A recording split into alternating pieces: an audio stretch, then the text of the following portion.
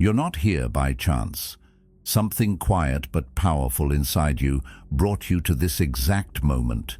And by the time we're done, you'll realize this isn't just another video. It's a reflection, a signal.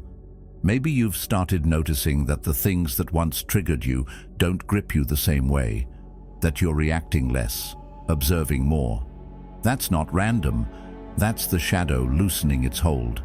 The Stoics taught us that real strength is silent. It's not in control, it's in clarity. It's not in noise, it's in knowing. If something in you has been craving peace that doesn't depend on circumstances, you're already on the path. You're no longer living at the mercy of your past. The shadow, the part of you shaped by fear, shame, and survival, once pulled every string. It told you how to speak, how to dress, how to exist. Not from truth, but from protection. Protection against judgment, abandonment, rejection. You weren't living, you were defending. But slowly, without ceremony or announcement, that grip has loosened. You catch yourself mid-pattern and do something rare. You stop, you breathe, you wait. That space between impulse and action is where your freedom is being born. Carl Jung once said, "Until you make the unconscious conscious, it will direct your life and you will call it fate." And that's exactly what was happening. For years, the unconscious drove the car, wearing your face, using your voice, calling itself you. But it wasn't you. It was a version of you sculpted by trauma, by conditioning, by repetition. The real you. That one was buried under layers of noise. And now, finally, you're peeling those layers back. You're not broadcasting your pain anymore. There was a time when your story was your shield, your stage, and your cage. You told it because it was the only way you knew how to connect. You hoped someone would hear it and say, "You matter." But something inside has shifted. The pain is still part of you, but it's no longer your currency. You don't need to bleed to be seen.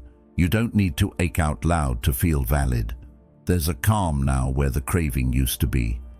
This is what healing really looks like. Not some flashy declaration of having moved on, but a quiet reordering of your inner world. Socrates said, "The unexamined life is not worth living." You've examined, not casually, not once, relentlessly. You've turned inward again and again, and it has changed you. You no longer tell your story from the wound, you tell it from the scar. And that scar, it's not shameful, it's sacred. It says, "I lived through it, and I lived."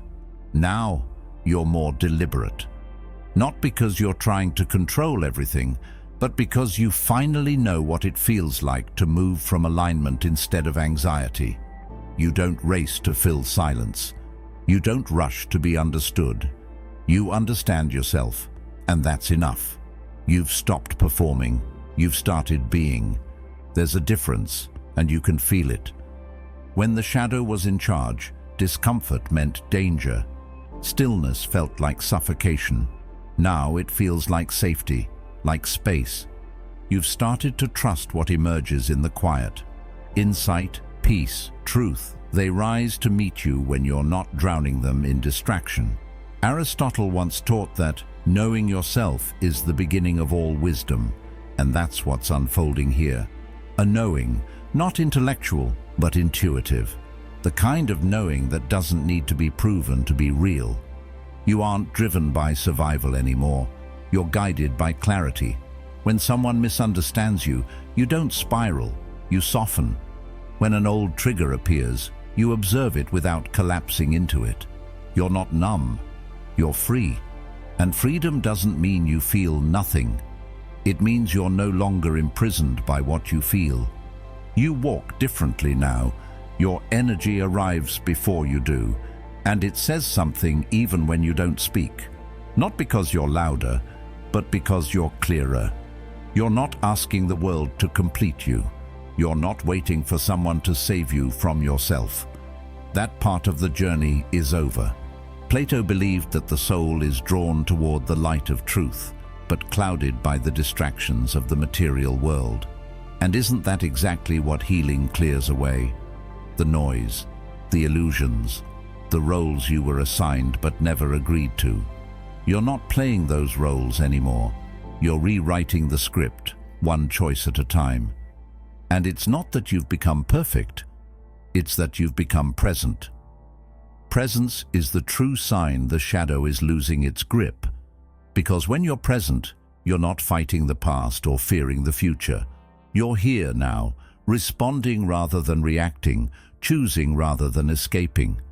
You no longer need life to be easy to be at peace. You've built peace into your being, and that peace isn't fragile.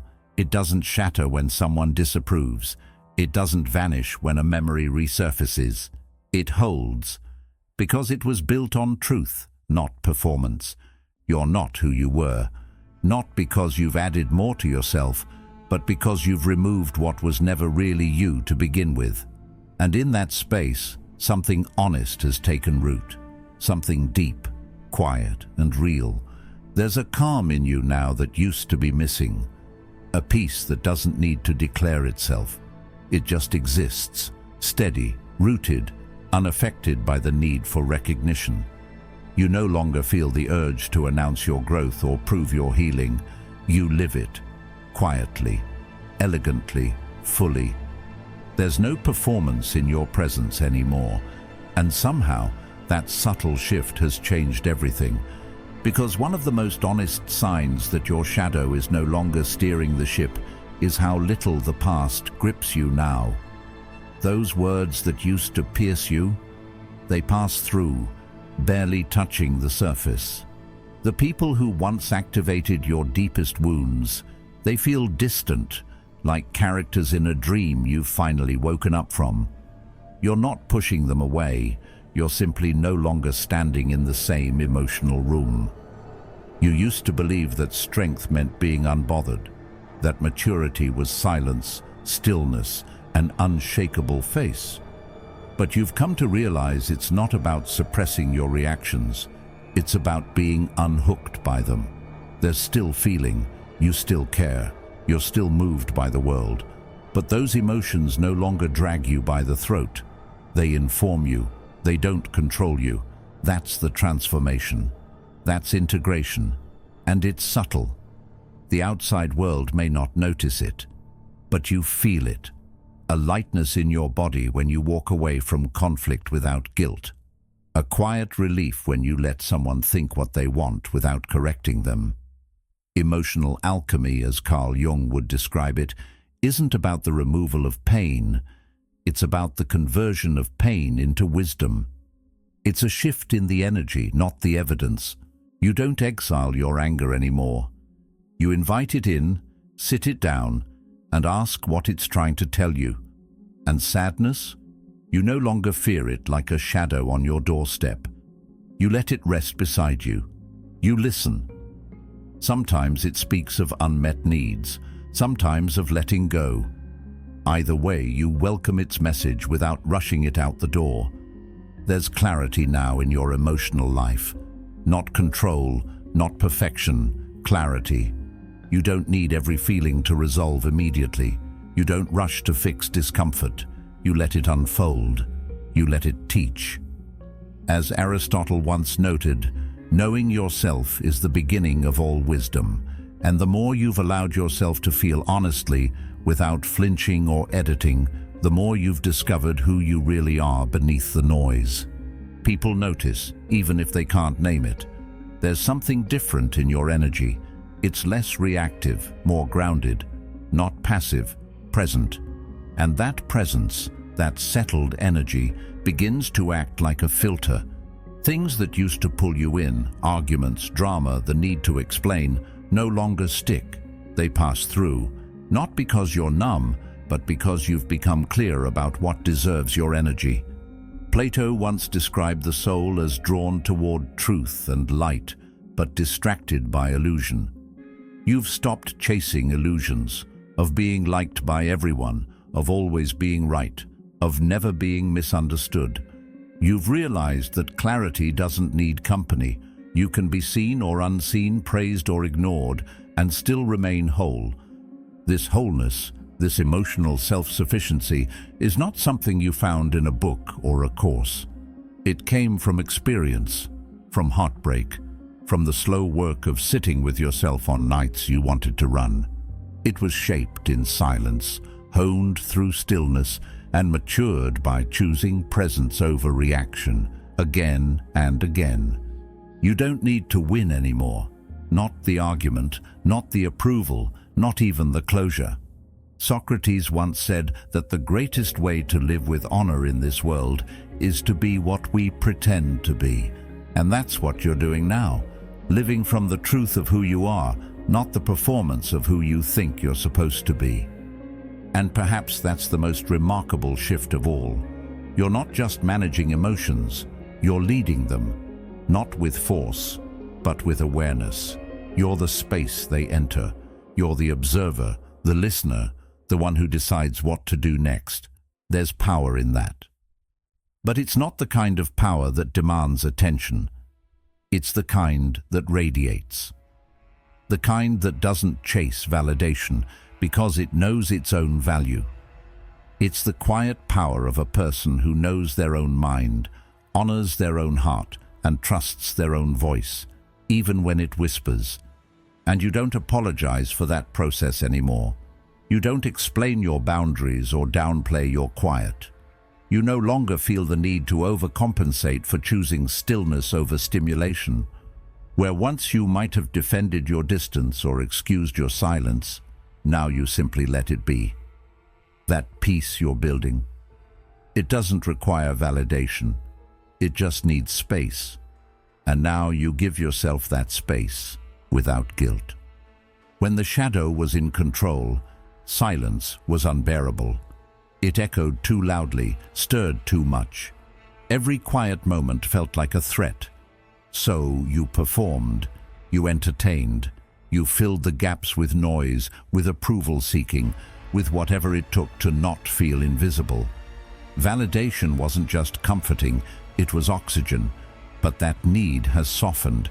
Now silence feels sacred, not empty but full, full of knowing, full of presence, full of you. Because when you stop drowning out the quiet, your real self finally has room to speak. Not in slogans or surface affirmations, but in deep truths that rise slowly like breath. Carl Jung once wrote, "Who looks outside dreams, who looks inside awakes." And it's true. You stopped searching for answers in applause and started listening inward. That shift, it changed everything. And when you truly know yourself, the performance ends. You stop adjusting your tone, your words, your posture, just to match a room that wasn't built for you in the first place. You stop smiling just to make others comfortable when inside you feel everything but. You stop saying yes when your intuition is screaming no. It's not defiance, it's self-respect. It's not rebellion, it's reclamation. You've begun to reclaim parts of yourself that were trained to stay silent, the pieces that were conditioned to perform, to appease, to fit. You've let go of the need to be liked in exchange for the freedom to be whole. And you didn't do it in one grand moment. You did it gradually, one honest decision at a time. Each time you chose truth over habit, you peeled off another mask. And what you found beneath those masks wasn't shameful. It wasn't something to fix. It was breathtaking, raw, real, and beautifully human. That's what lives under the armor. Not weakness, but authenticity. Not imperfection, but integrity. That's the deeper sign of change.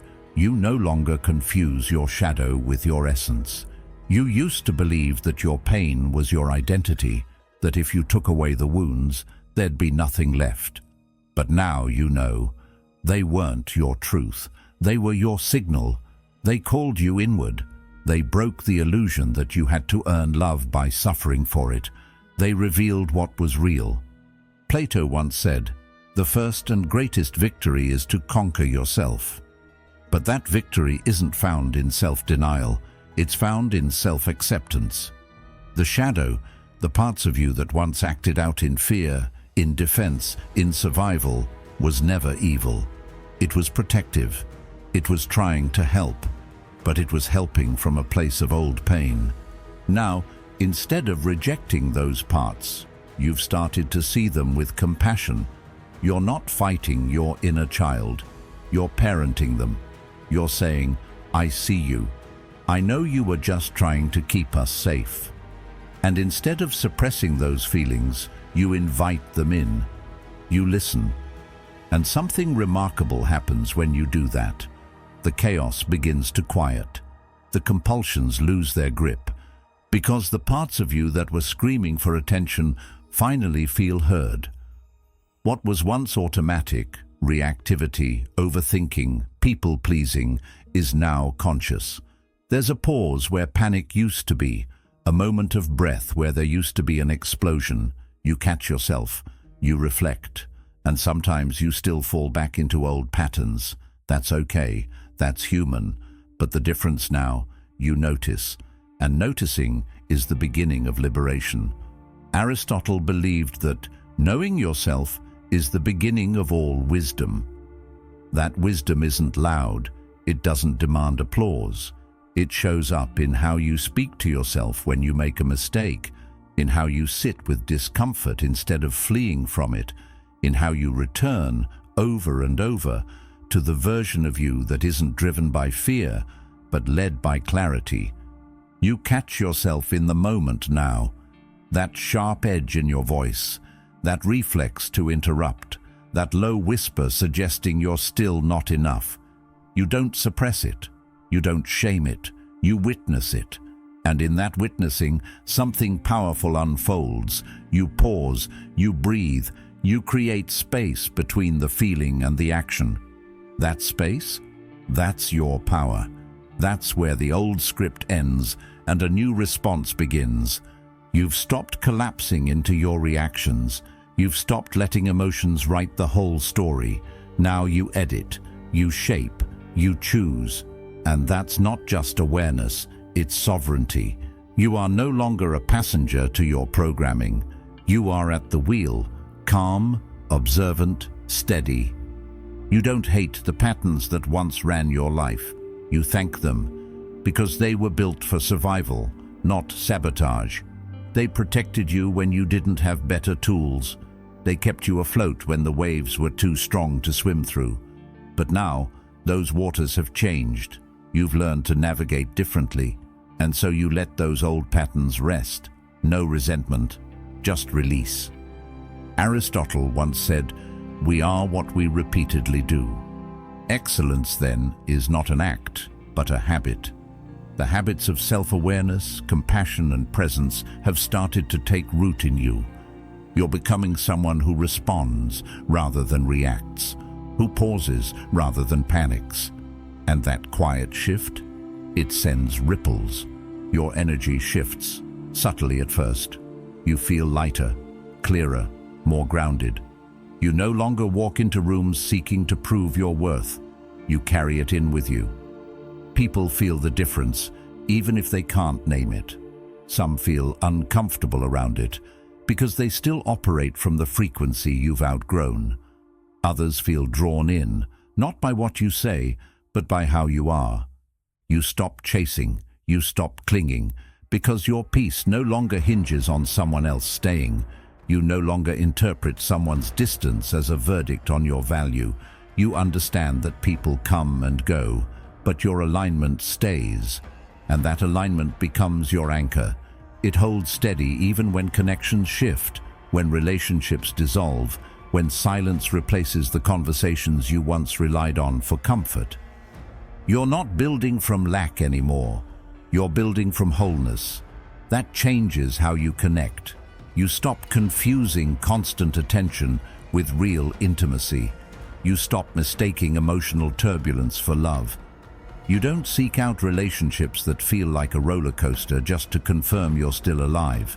You've stopped romanticizing dysfunction, the ache of codependency that once disguised itself as devotion. You've outgrown it. Plato believed that the measure of a man is what he does with power. Emotional maturity is power, and you're using it not to dominate, but to discern. You know now that true love doesn't come with chains. It doesn't demand performance. It doesn't fill a void. It reflects your fullness. The love you offer now doesn't plead to be returned. It exists, complete in itself. A love that asks for nothing but presence. A love that no longer stems from fear, but flows from freedom. There's a softness to you now, but it's not weakness. It's strength refined. It's the strength of someone who no longer needs to be the loudest voice in the room. Someone who doesn't prove worthiness by sacrificing their peace. That softness, that inner quiet, carries more weight than any declaration ever could. You're no longer living for emotional highs and lows. You're living for clarity, for resonance, for peace. And the relationships that survive this version of you, they're different. They're quieter, safer, more honest. They don't feed on need. They grow from mutual truth. You've stopped negotiating your worth.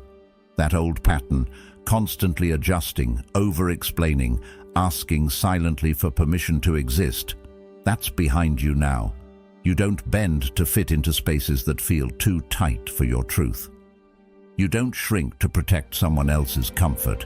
You've learned that when you contort yourself to keep others at ease, what you're sacrificing is not just your authenticity, it's your peace. And peace that demands silence, that's not peace, that's performance. A subtle performance maybe, one that smiles, nods, and stays quiet when your soul is screaming. But still, performance. And you've reached a point where pretending costs more than it's worth. The truth is, real peace can hold space for truth. It can stretch wide enough to contain discomfort, clarity, and even disagreement. It doesn't silence, it strengthens. That's why your boundaries have shifted. They don't carry the sharp edge of resentment anymore. They aren't born from defensiveness. They rise naturally, like breath, clear, calm, and firm. You don't have to raise your voice. You don't need to convince or coerce. You simply state what's true for you and allow others to meet you where they can. Socrates once said, "To know thyself is the beginning of wisdom." And in that knowing, you've stopped needing to be everything for everyone. The people meant for you, they understand, not because you over-explained, but because they've walked their own path. They recognize the resonance. It's not something you say, it's something you are. Your frequency speaks before your words do. That's the shift. You're not trying to be seen anymore. You're simply showing up as yourself. The rest filters naturally. You begin attracting differently. Not more, not louder, but cleaner. The energies you meet now feel more aligned. Conversations go deeper with less effort. Interactions carry less friction. That's not coincidence, it's coherence. The way you show up has changed, and so has what you draw in. Where once you called people in from your wounds, hoping they'd complete something inside you, you now call from your center, whole, grounded, undemanding. Carl Jung once observed, "What you resist not only persists, but will grow in size." That includes the parts of you that chased approval through endless explanations. But now you don't resist misunderstanding. You don't fight to be seen exactly as you are. You've accepted that some people will get it and some won't. You've stopped chasing clarity in other people's minds. You know your truth. You trust it. And that's enough. So the habit of constant justification falls away. You no longer feel the need to draft mental essays for every opinion. You don't rehearse conversations in your head trying to make someone understand. You release the compulsion to be legible to everyone, and in that release there's relief. Because misunderstanding, it's not an attack, it's a filter. It reveals who is in tune with your frequency and who still needs the static of noise to feel secure. And that's okay. You let it filter. Not with judgment, but with ease. You walk lighter because you're no longer carrying the burden of being universally understood. You know that your clarity doesn't need consensus. It just needs presence. And now you bring that presence with you into every room, every relationship, every silence. Even the way you speak to yourself has changed. There's less harshness now, less internal noise that shames you into silence or second guesses your every move. You don't berate, you don't belittle. Instead, you guide, you pause, you check in. Your inner voice no longer sounds like a drill sergeant. It sounds like someone who actually cares about your well-being. You've become the kind of presence you used to look for in others. That's not small, that's transformation. And it's not just that you're nicer to yourself, it's deeper than that. There's a softness in how you navigate your inner world, but also a clarity. You're not making excuses, you're making space. Carl Jung once said, "The most terrifying thing is to accept oneself completely." You're doing that now. Not because everything is perfect, but because you've stopped demanding perfection in order to feel worthy. When your shadow narrated your life, your inner dialogue was a battlefield.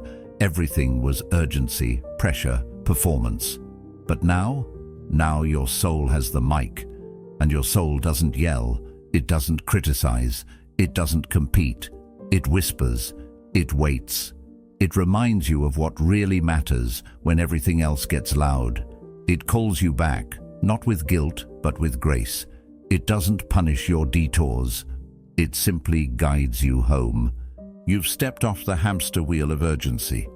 That exhausting cycle of running faster, doing more, trying harder, just to feel like you're enough.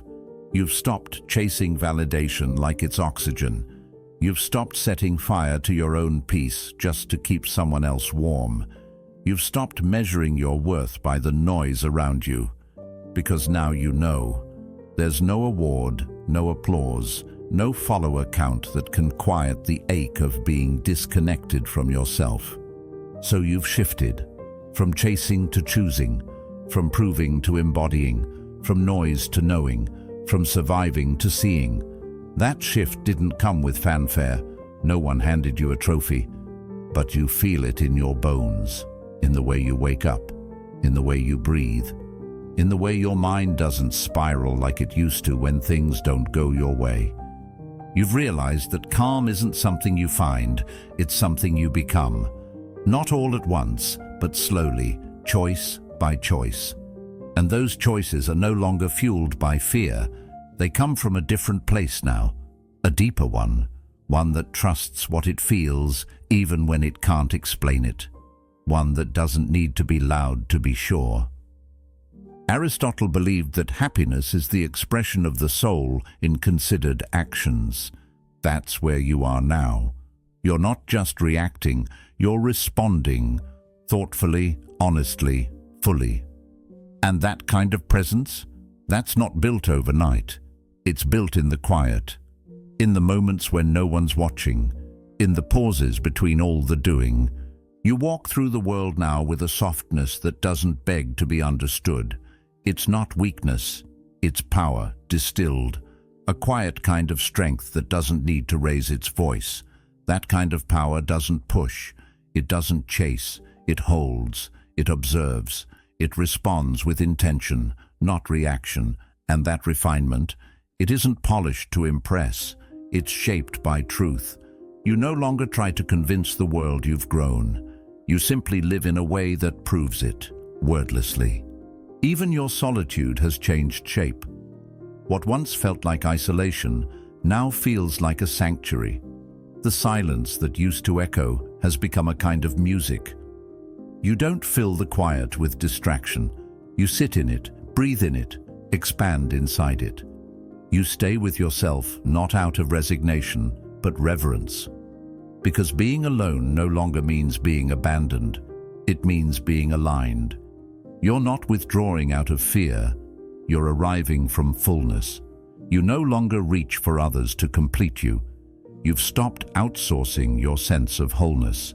And in that, you've uncovered one of life's rarest forms of freedom. As Carl Jung once noted, loneliness does not come from having no people around you, but from being unable to communicate the things that seem important. Now, you're finally able to communicate those things, first to yourself. That's where it all begins. This isn't disconnection. This is maturity. The space between what happens to you and how you respond, that's where your freedom now resides. You've found stillness in that space, clarity in the pause. When confusion arises, you don't collapse. You ground. When your truth is challenged, it doesn't shake. It stands. And when love shows up, you don't mold yourself to keep it. You meet it from your center, with open hands, not clenched fists. The difference is subtle, but profound. You're not detached, you're deeply rooted. You're not cold, you're clear. You're not aloof, you're awake. That intentionality pulses through everything you do now. How you speak, how you hold eye contact, how you choose silence over explanation, presence over performance. And that shift, though invisible to most, has altered your entire reality. Because when your energy is no longer distorted by old narratives, when you're no longer haunted by outdated roles or unmet expectations, the world responds differently. The people who show up match your alignment. The experiences that find you mirror your depth. You're no longer magnetizing chaos. You're inviting coherence, not because you've become someone new, but because you've finally made room for who you've always been, beneath the proving, the pleasing, the pretending. And now, you show up whole, not because nothing's broken, but because you've stopped seeing yourself through the cracks. You carry your past, but it no longer carries you. You're not walking with the weight of who you were. You're walking with the wisdom of who you've become. And that is the greatest sign of all. Not a milestone you marked with a loud declaration. Not a moment you posted about to prove your progress. Just a quiet recognition. A knowing that moved in, unannounced, and made itself at home in your body, your breath, your presence. You've remembered yourself, not the version of you shaped by survival, not the one that adapted to be acceptable, but the self that existed long before fear started drawing boundaries around your worth. You didn't conquer the shadow. That was never the goal. You integrated it. You listened to what it had to say, and instead of silencing it, you welcomed it into the circle. You stopped treating your darker parts like intruders and started treating them like messengers. Carl Jung once said, "One does not become enlightened by imagining figures of light, but by making the darkness conscious." And that's what you've done. You made space for the discomfort. You sat with the parts of yourself others taught you to hide. You faced what was once too painful to name. And because of that, you're no longer ruled by what once controlled you. The shadow still walks with you, but it no longer holds the reins. It no longer hijacks your decisions or derails your peace. It whispers sometimes, but you're not afraid of its voice anymore. You know how to listen without losing yourself. You've grown out of the need to banish the darkness, because now you see what it's made of. Protection, not poison. Confusion, not corruption. You didn't fix it. You didn't need to. You loved it into alignment. And now? You've stepped into a power so quiet, most people will never see it coming. It's not performative. It doesn't need to dominate the room. It doesn't depend on approval. It doesn't sparkle. It grounds. It's the kind of power that holds eye contact without flinching, that sits in stillness without shrinking, that speaks the truth, even when it's inconvenient. Plato called this kind of inner authority the harmony of the soul. A self that governs itself not through suppression, but through understanding. So if you feel this, not just in your mind, but in your body, in your breath, in your bones, know that you're not alone. If you've started softening, letting go, forgiving yourself, there's nothing wrong with you. You're not losing your edge. You're remembering your essence. You're not broken for healing. You're not weak for releasing the things that once defined you. Growth is rarely glamorous, but it's always sacred. You're just remembering, and in that remembering, in that return to your own center, you become something powerful for others too. You become permission, a quiet lighthouse for those still trying to find their way through their own storm. You don't need to preach, you don't need to push, you just need to be. Because the more you live in alignment, the more others can feel the possibility of doing the same. That's what this is, not a performance, a return, a reunion with the self you buried beneath all the noise, all the striving, all the fear. And as you reclaim that self, you show others, without ever needing to say it, that it's safe to do the same. It's safe to let go, to soften, to live honestly, to belong fully to yourself. And maybe the biggest change of all is this: you're not trying to become someone new anymore, because you've finally come back to who you really are. If something in this message spoke to you, there's more waiting. Just click one of the videos on the screen whenever you're ready. Each one is here to support your journey.